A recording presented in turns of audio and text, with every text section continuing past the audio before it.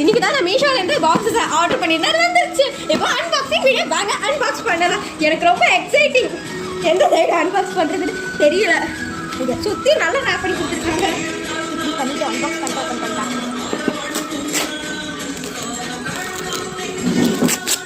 பாருங்க எவ்வளோ டைட்டாக பேக்கேஜ்.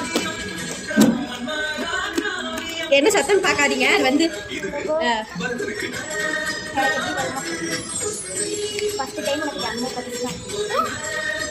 செம எக்ஸைட்டிங். நான் ஆர்டர் பண்ண செம எக்ஸைட்மென்ட்டோட இருக்கு. நான் முடியல. வா நீ பட்டன் தான் வருங்க.